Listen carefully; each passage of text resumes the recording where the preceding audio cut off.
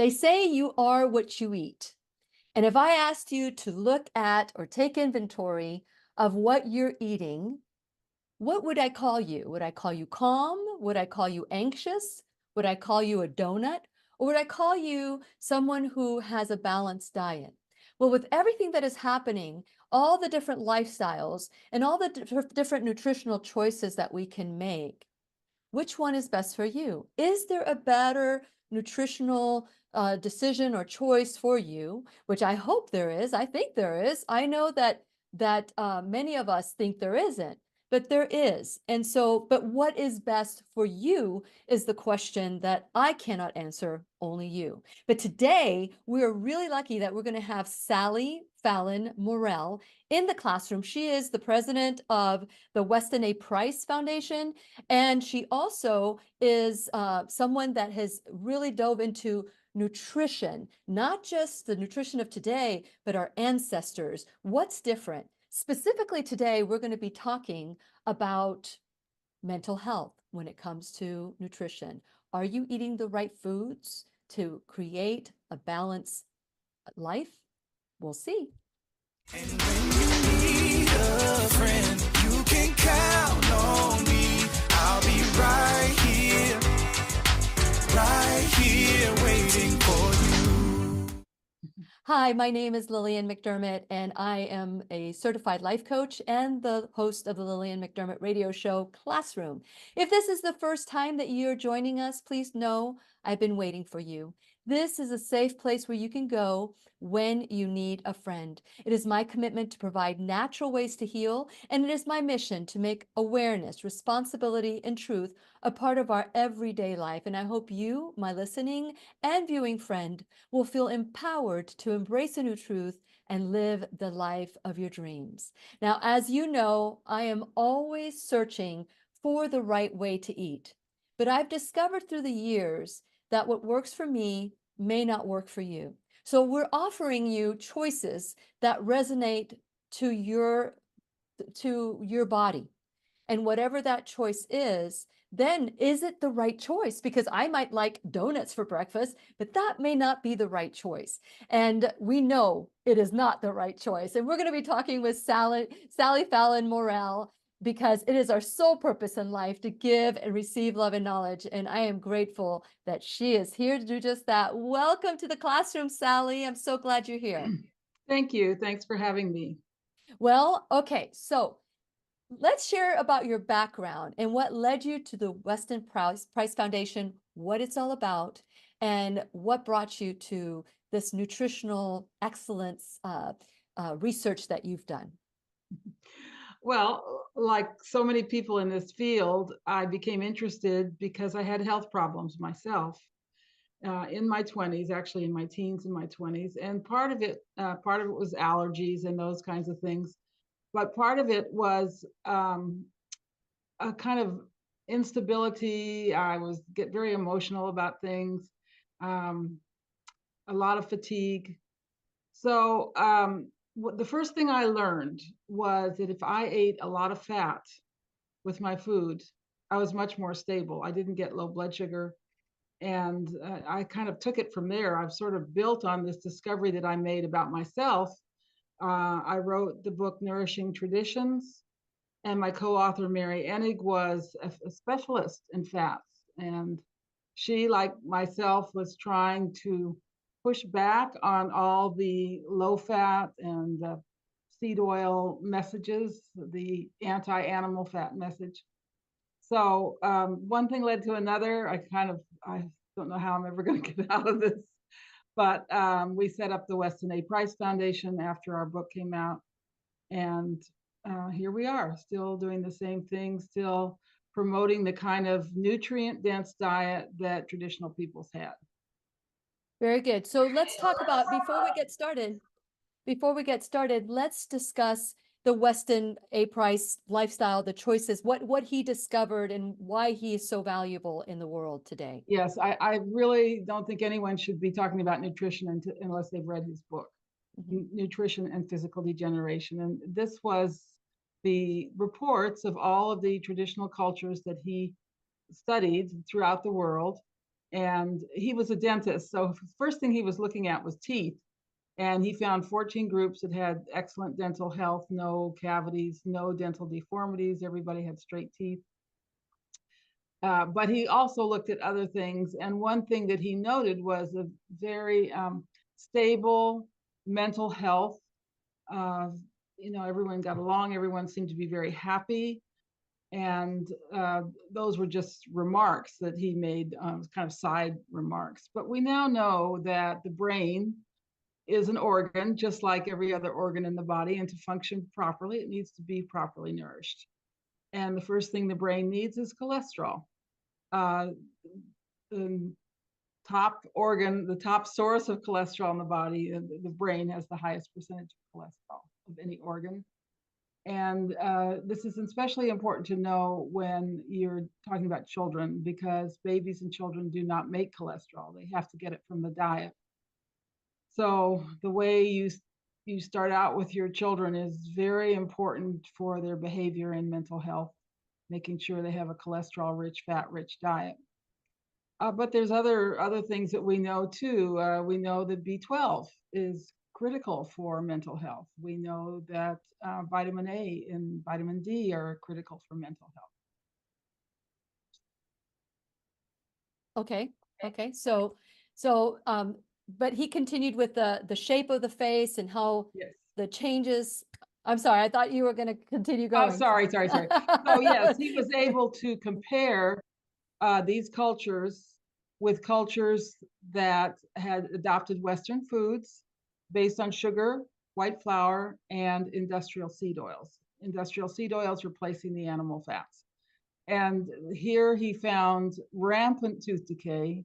And he also found that the next generation, the children were born with altered facial structure. They had crooked teeth, they had narrow jaws, and each generation became weaker on what he called the displacing foods of modern commerce. Mm-hmm. So, and he also noted as an aside that the mental health deteriorated, the whole health of the whole body deteriorated with the processed foods replacing the nutrient-dense foods. And what were these nutrient-dense foods? Well, in dairy cultures, it was butter, whole milk, cheese. In other cultures, and all cultures, it was organ meats like liver. And one thing you find in all of these cultures is a big emphasis on the fats of the animals. They did not want lean animals. If they killed an animal that didn't have enough fat on it, it was considered rubbish and it was just thrown away. So what led you to the Weston Press Foundation in your career, and how now you're seeking nutritional excellence through everything that you're doing? So how did that happen for you? Well, the idea came to me to make Dr. Price's work more friendly to the general public. Reading his book is quite a task. And so I started writing Nourishing Traditions. I worked with Mary Enig. And the whole idea was provide recipes that put what he found into practical form. Very nice. Once the book came out, Mary and I realized that we needed more. We needed an organization that was addressing all these issues as they came up, because the low-fat message was becoming more and more shrill, being just pushed on people. And what really bothered me was that they were pushing this diet for children. In 1990, the National Cholesterol Education Program declared that children after the age of 2 shouldn't have animal fats. They should have skim milk and no eggs, and no butter. So we were extremely concerned about this, and that's when we set up the Weston A. Price Foundation, which is an educational foundation to provide a counter to the government propaganda. So since the beginning, we have published the quarterly journal, we put on a yearly conference, and we have a huge website that is completely free. We don't charge anything for the knowledge that we put there. Very good, very good. So with that in mind, let's talk about the principles that nutritional excellence, or what you're looking at, because many years ago, like you said, They started saying low fat, sugar free, and all of a sudden the population started getting bigger and sicker. And I've had many doctors come on in the classroom talking about how cholesterol, this cholesterol myth. As a matter of fact, Dr. Stephen Sinatra wrote a book called The Cholesterol Myth.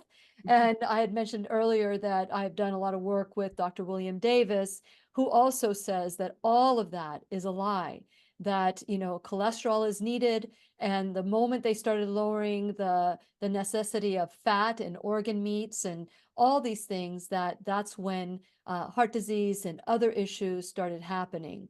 So with that in mind, let's dive into some of these foods and what are some of these foods that we need to bring back into our life, and how.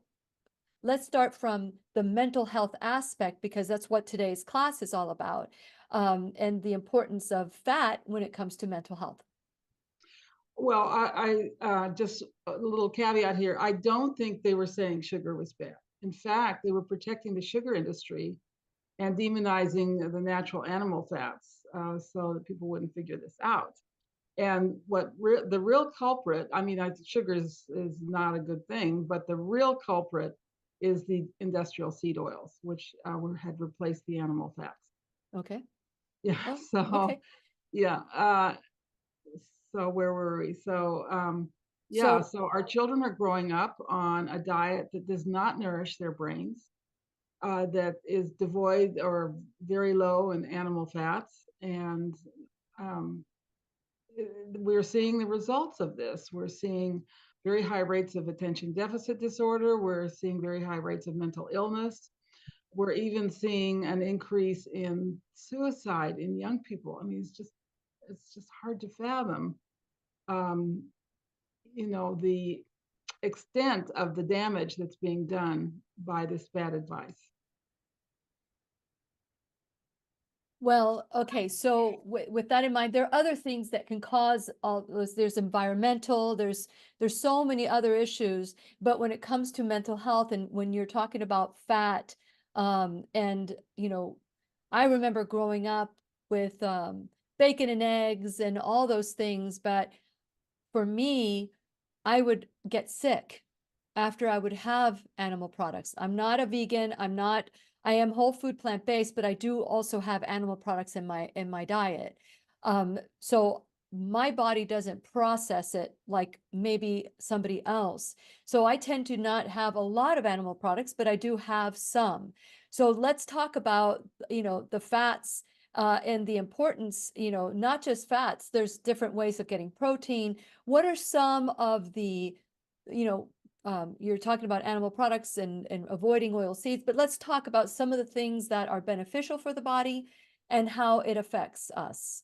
If you can, I mean, I'm Well, sure that we there's, we definitely endorse a diet of bacon and eggs, and you put extra yolks in the scrambled eggs and cream and cook and butter and have good natural bacon. This is a wonderful breakfast, a wonderful traditional breakfast. Now, if you're having trouble digesting these foods, yeah. that often happens when your cholesterol is low because we make bile salts for digesting fats. We make them out of cholesterol. And so the question is, what do you do about this? And we recommend taking an ox bile tablet, for example, A what? uh, I'm an sorry. ox bile tablet, pill of desiccated ox bile Oh, okay. to help you digest. Bitter foods can help you digest. Uh, um, Taking some bitters in the morning can really help that. But it is kind of a vicious circle. And I've had many people say, Sally, I'd like to eat this way, but the high fat foods make me nauseous. And I usually say, well, what's your cholesterol? Oh, my cholesterol is great. It's really low. And that's why you can't digest these foods. So we do spend a lot of effort in talking about digestion, how to make sure you're really digesting your foods. We also have been promoting lacto-fermented foods like sauerkraut, fermented beverages. I think we were the first organization to do this. And that's very important for mental health because when you have good flora in your intestinal tract, you actually produce feel good chemicals. and there's almost like an information highway between the gut and the brain. So the health of both of these are strongly related. Yeah, you know, when I was younger, we grew up with my dad would buy a whole cow, and every weekend we would have T-bone steaks or whatever it was. Every weekend people would come over and visit, and it just so happens they knew that that was the time that my dad would do the steak, but I would end up in the hospital. I would end up with gastritis. I would end up with, you know, feeling very sick. But that went on for me for a long time until I had allergies tested. And so there's got to be, other than ox bile, I don't know, I've never had ox bile. I'm willing to try it, but yeah, I'm willing to try it, but vegetables are also important. What is the connection to mental health and having vegetables as well? I mean, are they necessary or not? I don't think they're necessary for children. In fact, vegetables are very hard to digest, and all of the enzymes for digesting vegetables don't come on in children until much later. So it's nice to eat vegetables, especially with lots of butter on them. But as I've had parents say, "I'm so worried my child doesn't like vegetables," and I say, "Don't worry. They're hard for him to digest, Okay. especially hard to digest vegetables like leafy greens. A lot of grown-ups can't digest those vegetables either. But One if thing you're about but hold on a second, but if you're digesting meat, you need to have great bile in your stomach. You have to have a strong stomach, I would say, for lack of a better word. Vegetables digest much faster than animal products, don't they? well, we are uniquely for made to digest both, but the stomach is an organ for digesting protein. That's all it does. It starts the breakdown of protein. Now, one reason that a diet of meat might um, cause problems is that you're not making enough hydrochloric acid. Yes. That's even before you get to the bile salts. So, and one of the reasons is not enough salt in the diet. We make bile salts. We make hydrochloric acid with the chlorine that's in salt. It's the only place we get it. And people on low salt diets soon find that they have trouble digesting animal foods. Interesting. It's one Interesting. of the side effects of that. So Yeah. yeah, and children, we recommend a high salt diet for growing children. Again, this is completely contrary to what the powers that be are telling us. And this is a terrible thing. They're telling pregnant moms to be on low salt diets and then to withhold salt from their children's diets. So is all salt created equal? No, no, we've Okay, so let's be specific. Yeah, let's be yeah, specific with the salt. we promote natural salt, which is unrefined salt that has all the trace minerals in it, and it doesn't have aluminum added. See, they add aluminum so it pours when it rains, so it doesn't stick.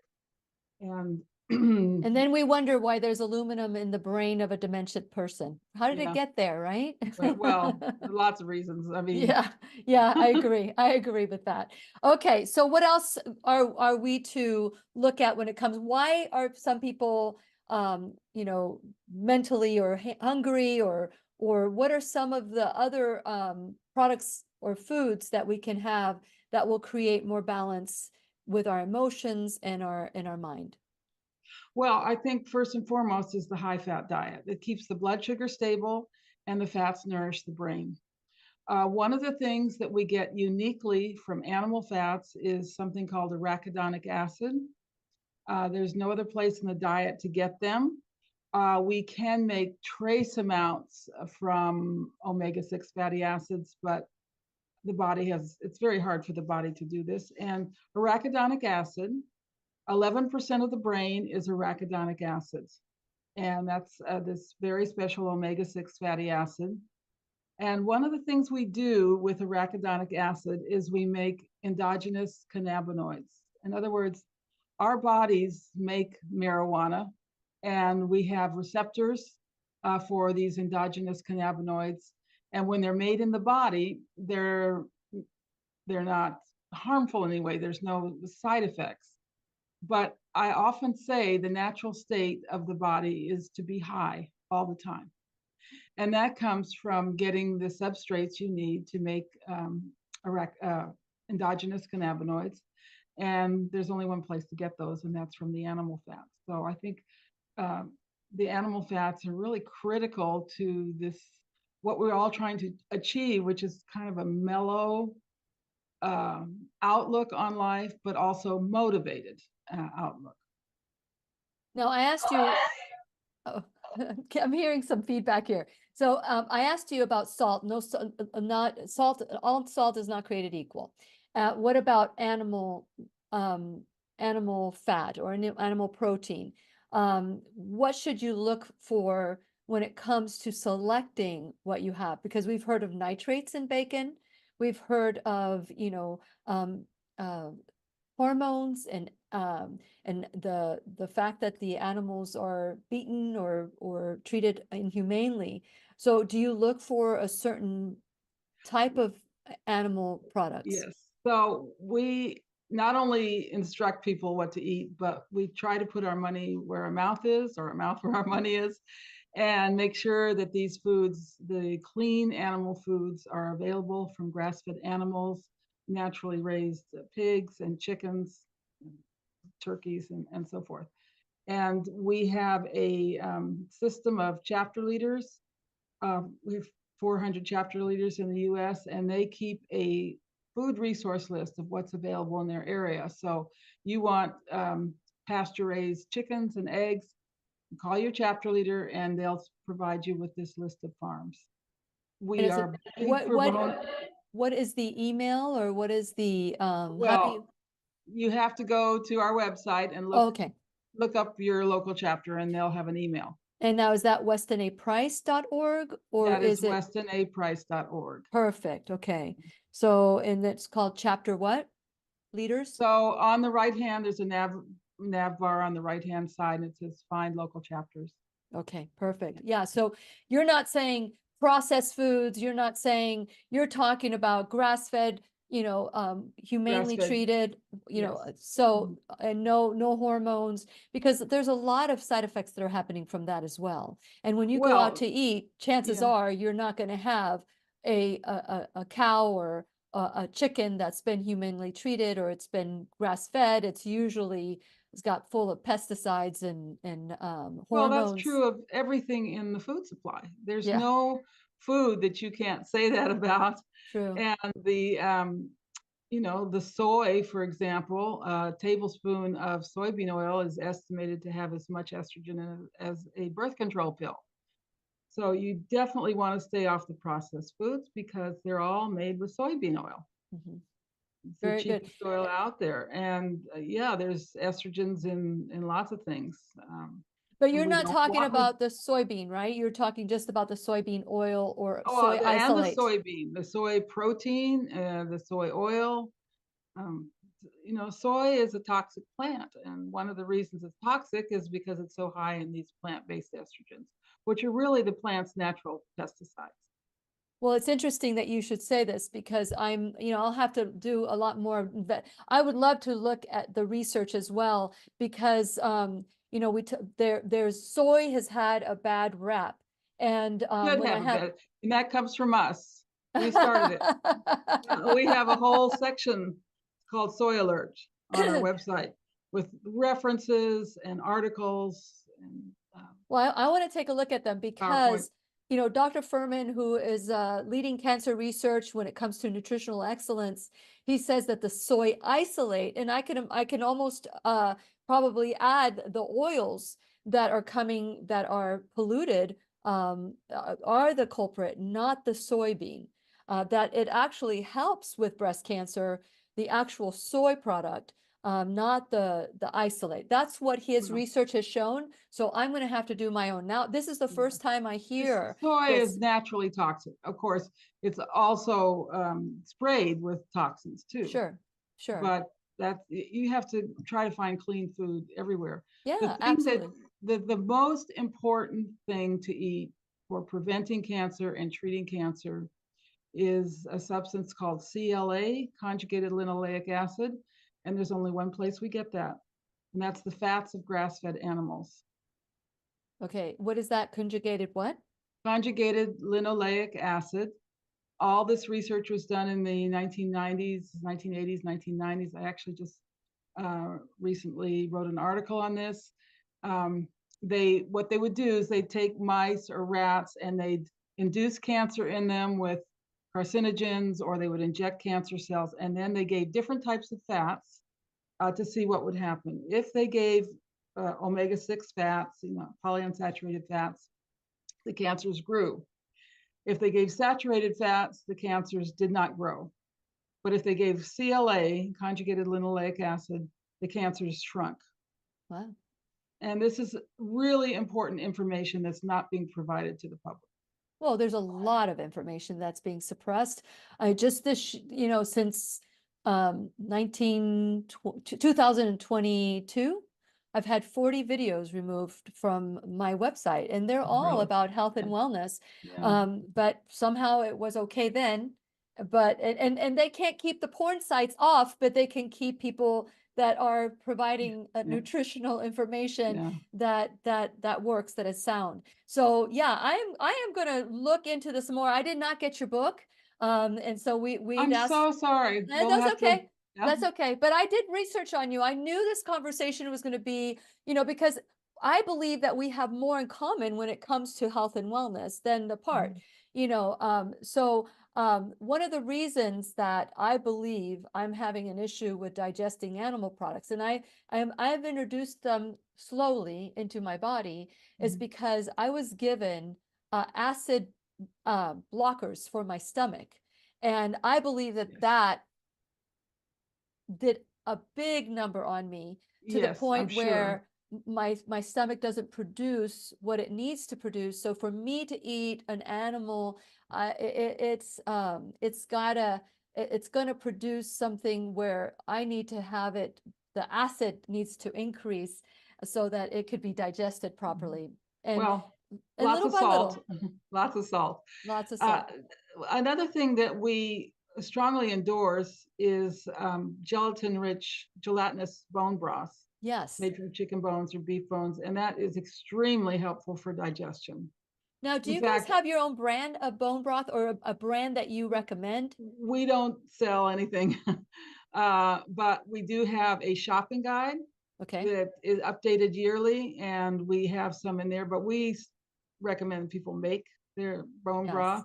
So you buy a whole chicken, save the bones, and put it in a slow cooker.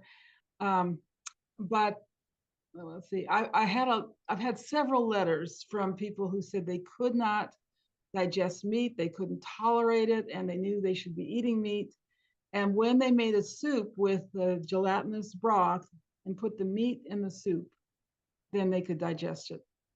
So, well, it's probably the best way to cook it is through soup or stew, or that's how our ancestry used to cook it.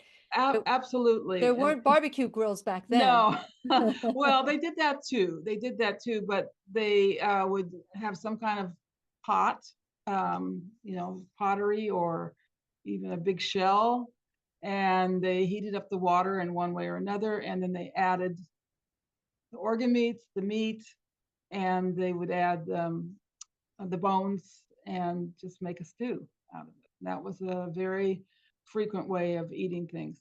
Yeah. Another very interesting way they ate meat was if they killed an animal, they took the stomach and they put bits of the organ meats, the tender meat, and the fat and the blood. I know this sounds gross, but they put that all in the stomach and tie it up and put it over a fire and kind of smoke it. And that was described by the very early explorers, and they said it tasted delicious. It didn't need anything else, and everything was all chopped up. It was like a big sausage, like a summer sausage, smoked. So it's very interesting to see how they did eat meat. But one thing for sure, they never ate lean meat. They always ate it with the fat. Dr. William Davis talks about that all the time. He says, they have just lied to us about fat in our diet. Yeah. And he said, when you see the skin off and lean and all that, he goes, no, don't go. Make sure that it's, we need to make sure that it's grass fed, and we need to make sure that there's hormone free. But, eat the skin, eat the organs. Oh And yeah, he was saying all of that, and he gets kind of like riled up. He's a cardiologist, yeah. Dr. William Well, David. one thing that's in the skin and the fat under the skin is vitamin K. And vitamin K, we now know, is the key vitamin for preventing heart disease because it puts the calcium where it belongs in your bones and your teeth and keeps it out of the soft tissue. You do not want calcium building up in your arteries. And that's what vitamin K does. It prevents that. Vitamin K is in all the things we're being told not to eat, in the chicken skin, and poultry liver is a very big source. So duck liver, goose liver, chicken liver, and butter, egg yolks, all these foods we're being told not to eat. Now, you mentioned butter. What about ghee? Yeah, ghee is butter basically, and it's butter without the milk solids. So for people who are extremely sensitive to milk proteins, ghee is a very good choice. Perfect. That's good to know because I do occasionally put some ghee on my food. Now, I've had people say, and I've had many people say, experts that come on my show, and this is the hard part of it. We get all these experts saying, this is good. No, this is good. This is bad. No, this is bad. And so it's just it's cognitive dissonance. And that's why when I introduced the class today, I wanted to make sure that we know that everything, we need to really tune into our bodies and see how it affects us. And so this is where we take 100% responsibility. So I'm just going to take a little break here and talk about how how to become a listener, a learner in the classroom, because this is what we do here. We say, you know what? I am responsible for my health. Nobody else. Nobody can cure me. My body is the one that, if you give it what it needs, it will restore itself and it will love you back. And so, if you are ready to take ownership for your health and your life, uh, go to whenyouneedafriend.com. While you're there, please subscribe, like, and follow me on all social media. Different ways that you can help the classroom is by, subscribing and also making comments and putting emojis and sharing the video, because who would like for this information to go out there so that we could all be healthy? There are a lot of corporations, organizations that are, quote, too big to fail. So that information is not going to get to you unless you guide it out. So go to whenyouneedafriend.com. Please help us there. Check out our sponsors, subscribe, support our sponsors the way that they're supporting the classroom. Also, just know that when you go to the classroom, there's a pop-up. We have a workshop, or not a workshop, a summit coming up on April 6th called I Am the Solution Natural Health Summit. Everybody gets one of these books. Well, actually, they don't look nicer than this. This was last year's. But I Am the Solution, period. No excuses. And so we're going to come together and listen to some wonderful talks. And we're going to learn hands-on with wonderful, great vendors. You're going to learn what resonates with you and if it's true for you and true for with the research. And I know it's very difficult because I've had so many teachers in the classroom that come in and say, this is good. And they say, no, it's bad. And so we just have to discern what's right for us. And so also you can go to my Shop Now bag, and I have Lilly approved products from head to toe, including how to get pain-free without using any drugs like I did through microcurrent technology. So there's a lot of different things there. So go check it out.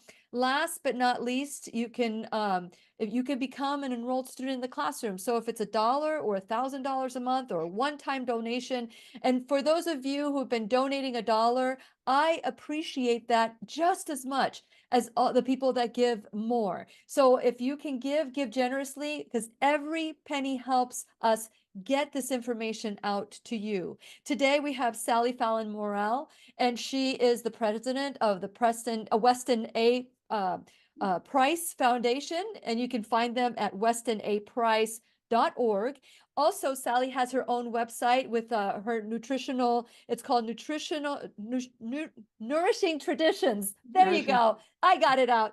Nourishingtraditions.com, where you can learn a little bit more, because if what she's saying is resonating with you, then it's time to look deeper. I am going to look deeper into this, because this is the first time that I've had someone say some of the things that she's saying, like with soy, or, and like I said, for all of you who are watching and all of you who are listening on podcast, I want you to know, don't believe anything you hear, not even here. I want you to listen to it, be curious about it, go and research it, and make your own conclusion. Just like scientists do, just like everybody does. Take that responsibility and ownership for yourself, and be able to look at, okay, well, this makes sense, or we can piece, like I was telling Sally before we went on the air, that I don't, when I have somebody in the classroom, I may believe, I may be in alignment with most everything they say, but maybe not everything they say. But that's okay. I take what's good for me and I adapt it to my body. Now, have you, Sally, and thank you so much for coming on. Is there anything that that's going on, any presentations or anything that's happening with the foundation or in your website?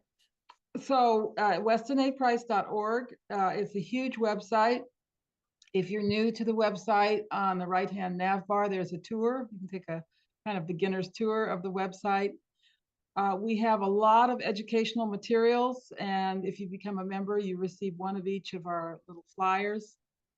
We also have a very popular podcast with Hilda Gore. We're now at about 12 million downloads, so that's wow. We try, people learn in different ways. Some people learn by hearing, some people learn by reading, some people learn by just, pictures and stuff. So we try to make this information available in many different forms. Good for you.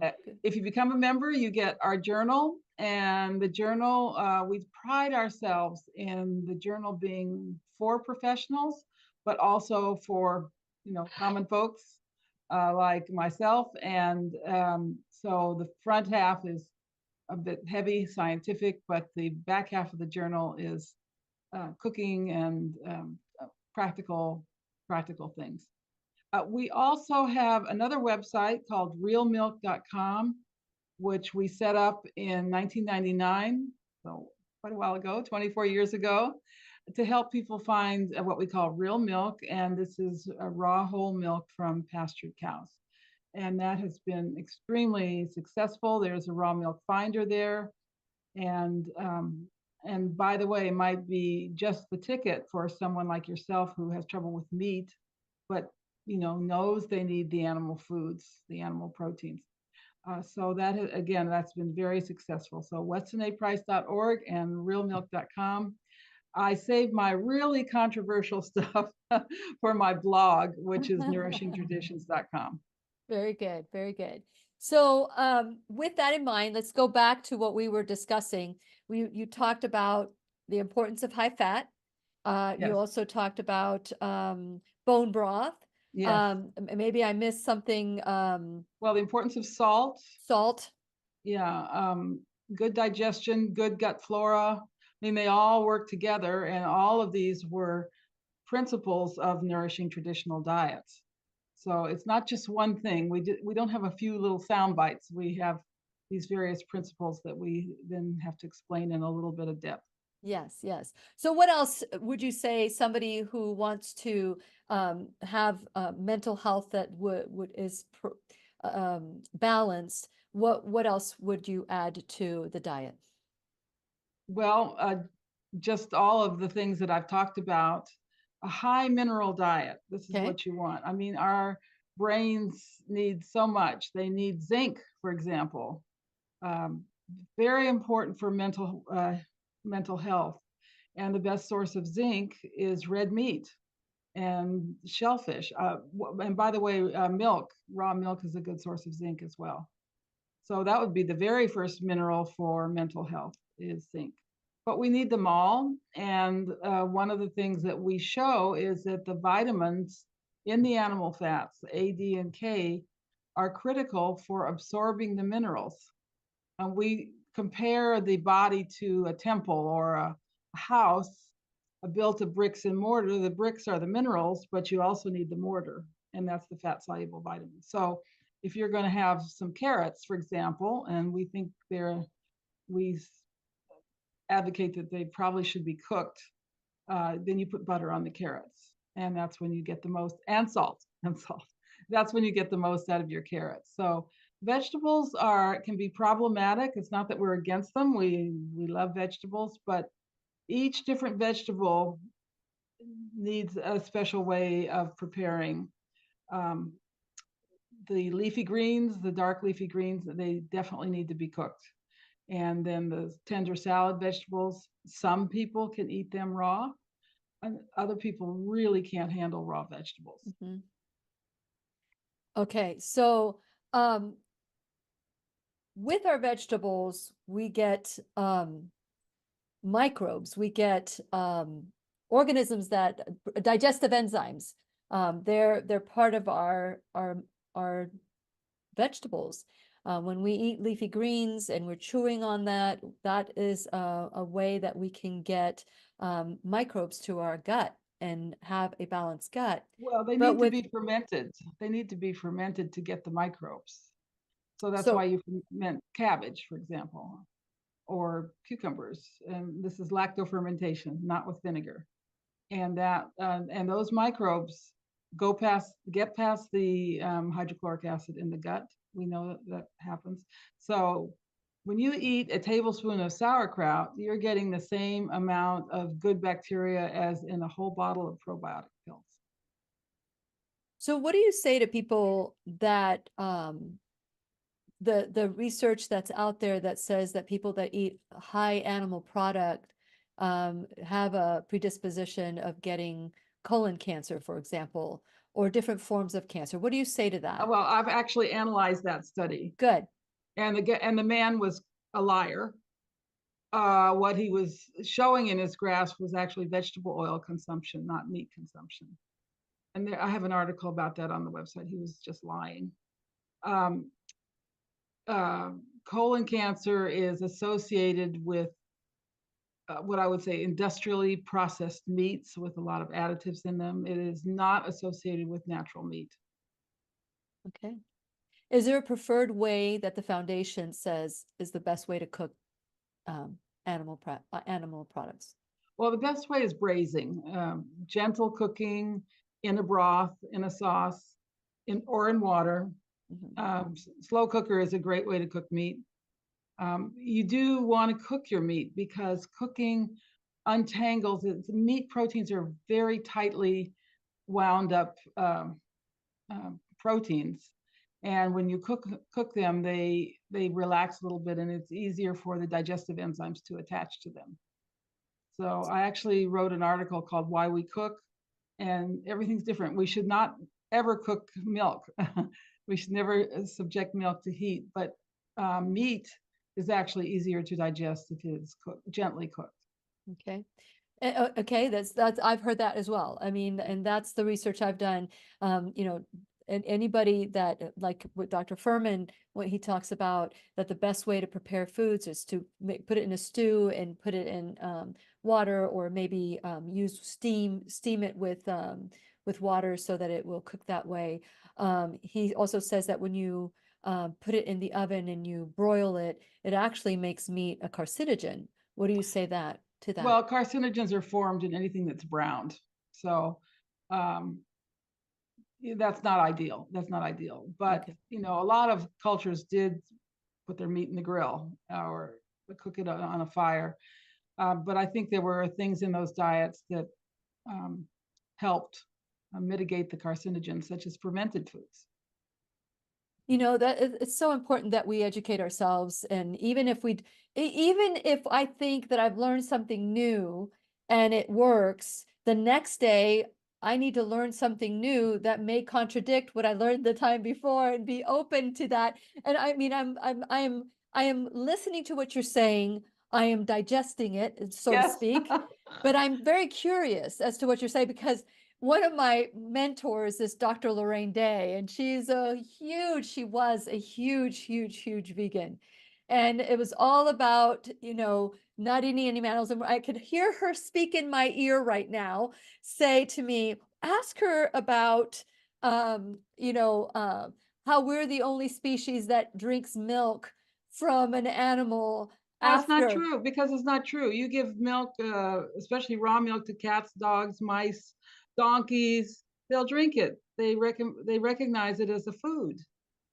But they don't once they wean from their mom. I mean, we might give it milk, but once Well, they there were many wean. healthy population groups throughout the world that Dr. Price studied who drank the milk from their animals. This gave them a nutritional advantage because they always had good food.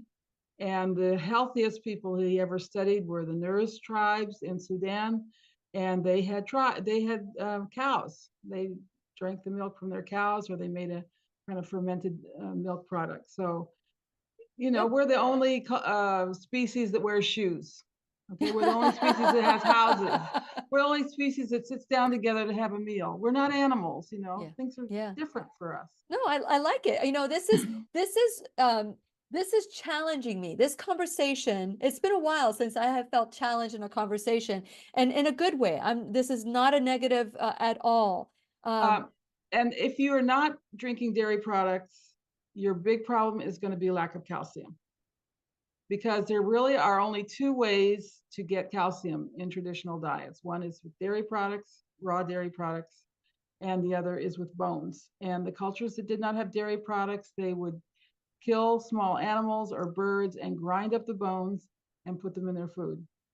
So to me, it's much easier to drink a delicious glass of raw milk or eat some cheese or something like that. The Yeah, one thing I want to emphasize about our diet, yeah. it's an inclusive diet. It's not an exclusive diet. Okay. Part of mental health is eating delicious food. And I think people have all these issues with food, and they never sit down and enjoy a really good meal. And I think every meal we eat should be delicious and satisfying. Um, and part of the satisfaction, of course, comes from the fats in the meal. We don't exclude any food groups. We don't exclude grains. We don't exclude wheat. We don't exclude salt. We just try to tell you how to make these foods digestible. And in the case of dairy foods, it's either raw or fermented. Once you cook those dairy foods, the proteins are, the body thinks they're foreign proteins, basically. Okay, so you had mentioned something earlier, which was about raw milk, and you said you should never cook milk. Heat milk. And so let's go where most people go with milk. They put it in their pastries. Let's talk about that and how what the foundation and what the research has shown when people are eating. Because earlier you said sugar is not a bad thing as much in this foundation, which Well, it's not a good thing. it's We not a don't good thing recommend either. pastries. Okay, So good. there you go. I mean, if you have a very good digestive system, obviously you can deal with, let's say, a cake that has some milk in it or something, but it's not ideal. And we are seeing so many people with really delicate digestive systems. Mm. And that's where you need to respect the principles of these traditional cultures. They spend a long time preparing their grains, for example. Often they soak them for 2 weeks in running water before they thought they were fit to eat. Or they ground the acorns and then leach them for a long time to get the poisons out of the acorns. Grains contain poisons, Mhm. but they were also important parts of traditional diets. Cassava, okay, and unless it's prepared properly, it's not going to be good for you. But cassava is one of the principal staple foods in the world, but they knew how to prepare it. So Yeah. I think that goes for everything. And then the special problem with wheat and modern grains is that they're sprayed with Roundup about 2 days before harvest to desiccate them. And so you're getting the full wallop of the Roundup. It hasn't had any time to break down, and it will break down eventually, but uh, it hasn't broken down in the modern wheat that people are eating. Very good. Okay, so we've talked about what to eat when it comes to your mental health and balance. What are some of the things, and you just started talking about, the wheat and how we need to make sure we prepare it right if we're going to have it. What are some of the things that could cause harm to our body that could be producing anxiety and depression and all those things? Can we Well, shift to that? yeah, industrial seed oils, number one. Okay.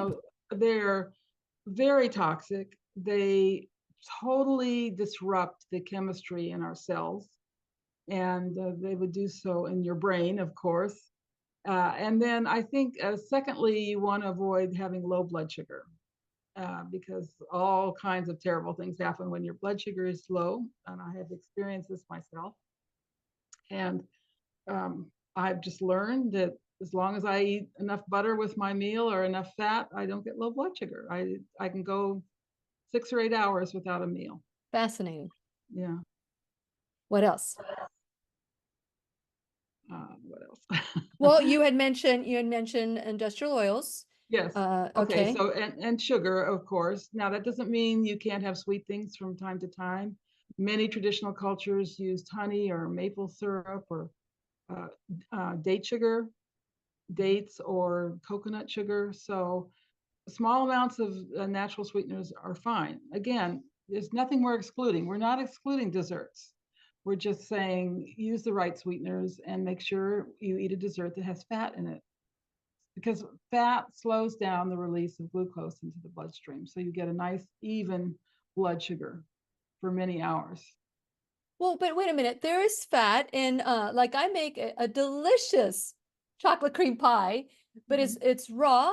It uses nuts and coconut, like walnuts and coconut and mojule dates, and the cream is cacao, avocados, cashews, and But no mojule animal dates. fats. No The what? animal fat. No animal fats. No animal fat. Yeah, so No. you're not getting any vitamin A, that you need to absorb the minerals. Um, yeah, it's going to be highly polyunsaturated.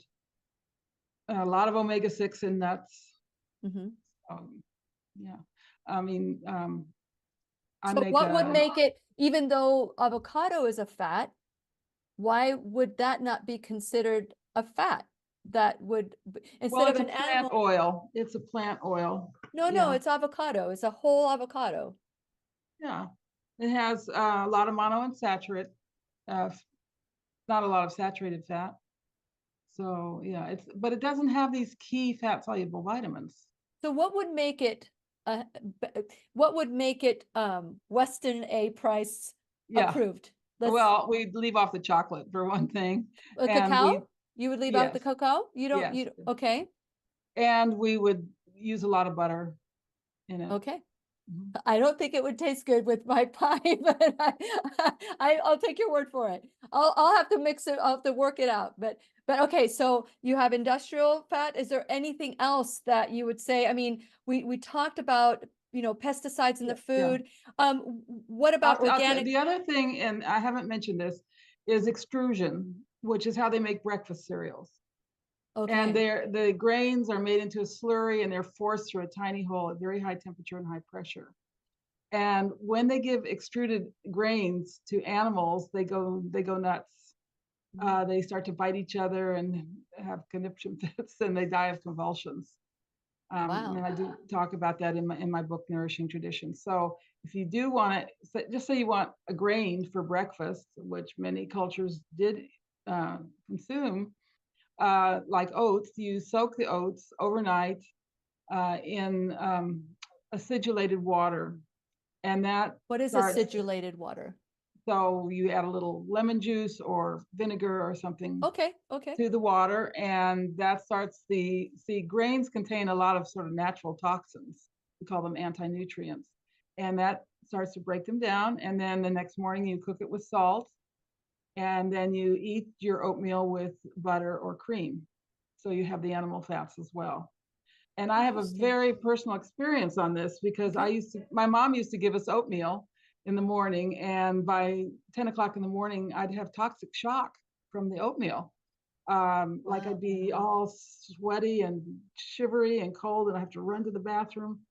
And so I stopped eating oatmeal. I thought, well, I must be allergic to oatmeal. And then when I figured out how to prepare it properly, I never had a problem with it.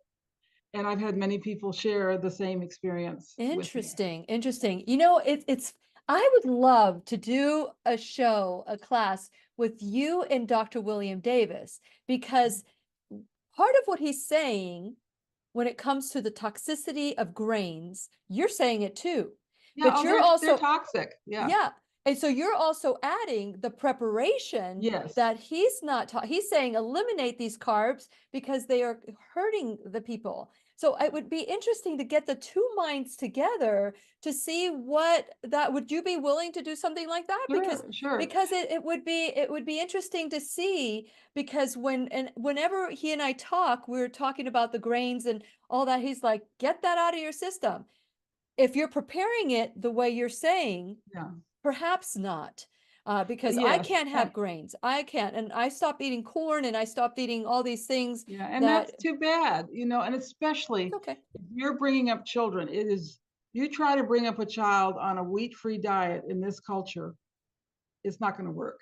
They will rebel. Well, when you say that, you also have to look at how it's being prepared, because That's a exactly what wheat I'm saying. diet not being prepared properly could hurt a child as well, right? Yeah, of course, of course. Now, Okay. I was just visiting my grandsons, and there's a recipe in my book that's kind of famous. It's the pancakes, where you grind the wheat the night before, you freshly grind it, and you soak it in yogurt overnight, and then you make the pancake batter the next morning. And oh, they just love those pancakes. Oh, Sally, we just love your pancakes. And so that's wonderful. It's wonderful you can give a child a breakfast like that that's not going to upset their tummies or, cause low blood sugar or toxic shock or anything like that. Yeah. And Yeah. it's in the preparation.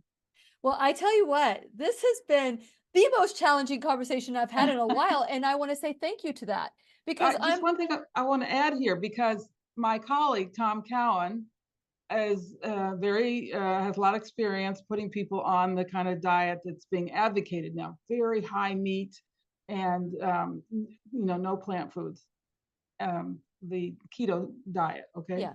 Yeah. and which we don't recommend, by the way.